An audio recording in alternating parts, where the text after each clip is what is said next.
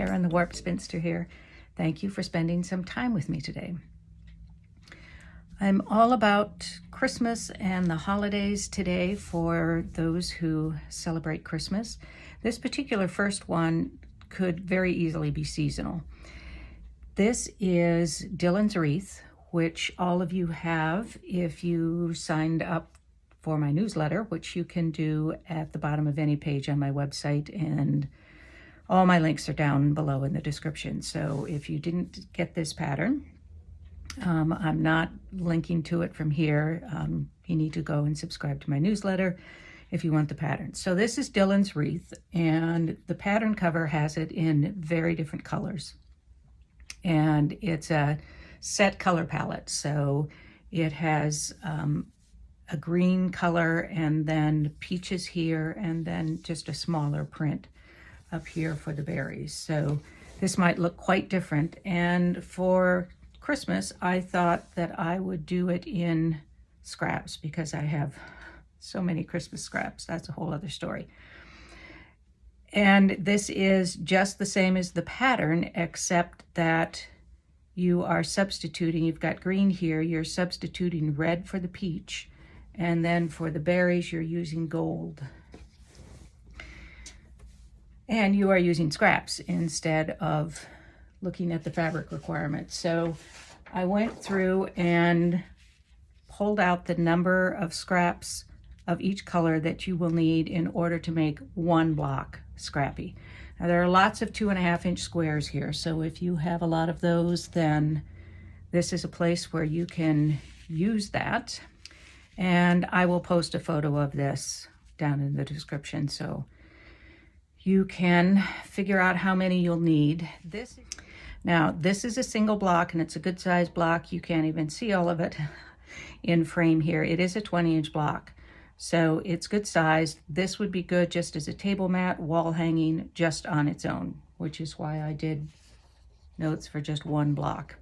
But I am going to make 2 more because I want to make a long table runner, or there is one spot in my house that's a very long, narrow kind of space, and I might hang it there. So you could do 1, 2, 3, however many blocks you want, however many scraps you have. There are a couple, and this is done just as the pattern, but with those color and fabric substitutions. There are a couple of things, just a couple of hints or reminders for you on a couple of things in the pattern, and I want to go over those. First of all, this pattern has a lot of fold backs, corner fold backs, which is just taking a square and placing it on the end of a piece of fabric and folding it over to make a triangle in the square. We'll zoom in a little closer for this part now, and you can see my sliced up mat here. I think I'm due for a new one. All you're doing when you're folding back a corner is taking a square, which is the same width of a strip of fabric. This is 2.5 inches square. This is 2.5 by 4.5 inches. And I have drawn a diagonal line from corner to corner here. I usually do this in pencil, but I've done it darker here so that you can see it better. And it just lays on one end of that strip. You sew along that line, sort of, we'll get to that, fold it back, and then you have that corner triangle. Now, it's important to check to make sure that this line is oriented according to what the pattern tells you. If it's this way, then it will do that corner. If you turn it this way, then it's going to do a different corner, and that may matter in your pattern. So always make sure that you've got this oriented correctly, and make sure that your line does go from corner to corner. If you're drawing a lot of these, as I do for some of my patterns and designs, then it's easy to get a little sloppy and they're a little bit off, but you really want it to be from corner to corner. And lay it on the end there. Now when you sew it, patterns will tell you to sew it on the line, which is what you ordinarily would do. but I always sew just inside the line. So it's going to be folded back this way, and I want to give it some room to fold. So just as you do a scant 1/4 inch, you're going to do a scant on the inside, which is toward the corner that is going to be the final triangle. So I will do a couple threads on this side of the line, on the inside, and that gives me some room for that fold and the stitching. So this one I've already stitched, and I do not trim these pieces until after I have folded this back and lined it up, because this is how I get the edges even here. I've got some reference there so that I'm not going wonky, and I really do end up with 2.5 by 4.5 inches when I'm finished here, instead of 2 5/8 by something down here. So this piece in particular, this background, is the reference. Now, in this case, it's a little bit off here, but that is in reference to this green bit. And this is probably not enough to make a big difference, but just as a sort of note here, it looks off in relation to this, but I can trim off this inside piece here, leaving that background there because that's my reference. I could also do this with a rotary cutter and a ruler and then I save this scrap. That's where all my HSTs come from. And now I have the base only, and I don't have that other green triangle to interfere with it. And now I see that it lines up very well with that base piece. So now I can go in and trim the rest of this, and I probably will do that in a little more orderly fashion with a ruler and rotary cutter. So there are a lot of these in the Dylan's Wreath pattern. You can also use this method to do flying geese. I had someone ask how I get flying geese accurate. I do have a class and a handout on 5 ways to do flying geese, and I will do that sometime soon. The one that I do most often when I write patterns is this method. So it's the corner fold back method. So that gets folded to that corner on this corner. The line now is going this way so that when I fold back, I will get my flying geese block. And I just do it the same way. So just inside of that line, fold it back, make sure it lines up, and then I've got my flying geese. I do this way on patterns because it's easy for people to understand, and they don't feel like they have to have some different ruler to make their life easier for flying geese. My favorite method actually uses a ruler that not everyone's going to have or want to buy. The other thing that I want to review about Dylan's Wreath is the partial seam, which is what I use to spin these sections around in the sub-block. Dylan's Wreath consists of 4 sub-blocks, and each sub-block then has 4 sections, and this is a section, for example, and they're just rotated. The fabrics may be different, but it's the same construction technique. And then those are spun around this square. If you look at this, there is no seam that runs all the way from the top to the bottom of the block because it's spinning around this center, and the partial seam is what allows you to do that. Now, could I have put a seam in here and had a seam all the way across and up here? Absolutely, I could do that, but I don't really need that seam. A partial seam is easy to do, and I think it's just, I like to have the fewest seams possible when I'm doing quilts. So let me talk about how we do that. Oh, and then again, those 4 sub-blocks, they in turn spin around a center 2.5 inch square. So you actually do 5 of those for each block. Let's talk about how that works. It's easy, really, trust me.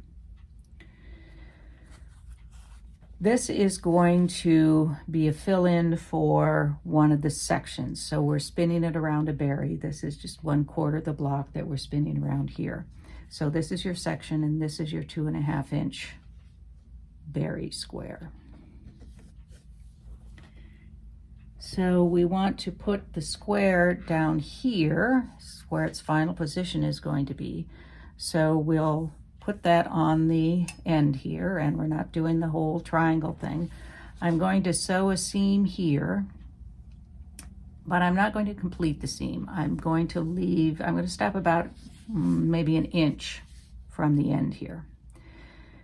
And it's going to be just typical scant 1/4 inch seam, which is a couple threads shy of 1/4 inch, which allows again for the thread and the fold. So I'm going to do a partial seam here, and that will give me this. Now, when I fold this back, I'm just going to finger press. I could use an iron press here, but I'm just going to press toward this end, this straight edge here, because I don't want to press all of this in yet. So just at this end here, I'll either finger press it well or press it with an iron. So this is the center square. This red is the first color. I've done that just so you can keep track of where the first one is as we go through this. So now I have a straight edge here that I can line up my next section, or in this case just a piece of muslin. So I can line up that next section on top, sew a scant 1/4 inch, and this time I'm going to sew all the way across it. And that will give me this. So here's the center square first section, here's the second section, and now that's opened up another straight edge here, so I can add the next section onto it. And then that creates a straight, oops, it's not a straight, here's a set-in. But we only sewed that part way, so now I have this leeway here. I can add another section, another piece on here, and finish that out there. So I've got one where that piece has been sewed on and pressed, and now I can just take this piece, and if you like pins, you could pin here. It's going to tend to want to fold back because you've got that seam headed its direction. But you can just pin it there if you like, or hold it, and then finish out that seam.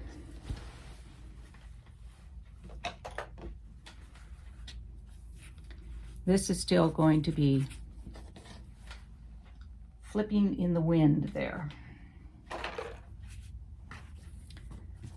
So I have finished sewing that section on, and now I can just finish out that seam, because now it's added that piece that I needed on there in order to finish that seam. So I can just finish that stitching, and I'm going to pay attention to, oops, I didn't turn that one correctly. So you always want to have the seam pressed outward. I will go back and fix that. When I go to finish the seam, I'll also fix that, because that was wrong. You'll do better. Now that mistake was because when I did my first seam here, I did what came naturally to me, which was to press the smaller piece out, but in fact, I wanted to press that toward, away from the center. So when you're doing all the seams, you want to press them away from the center. All right, now I'm gonna finish this seam up. So I finished up that partial seam, and there's our section. Easy, easy, easy. Once you know the secret, it's a wonderful piece of your toolkit for you. That's Dylan's Wreath then. And you can do it in all different kinds of colors, of course. You could do seasonal things for spring. You could do pastel colors in fall. You could do all those lovely rich tones. If you want to do a winter one, you could do lots of blues and whites and silver kind of colors. And you could really have a lot of fun with the fabrics that you put in. I think especially in the ribbon, it would be fun to do some things. You could do it for kids that have some really fun things in it. So I hope you enjoy Dylan's Wreath for a holiday or a season or just because. Another Christmas project I'm working on is one I've been working on for a long time. I'll post a photo of it. It's all the blocks that I have made over the years for demos, mostly demonstrations or sample blocks. As I'm trying out a pattern, I'll use green, like a beige background, red, green, gold, and a beigeish kind of background, so that I have a lot of orphan blocks that I'm ready to put together. Not that I don't have more red, green, and gold fabric, mind you. And every year I put it up on my design wall and start arranging them, and then something comes up and I take them down again, and the next year I put them up. I'll post a photo of where it was last time I put it up, and I really do need to start putting those sections together. It's been sitting down in my studio for too long.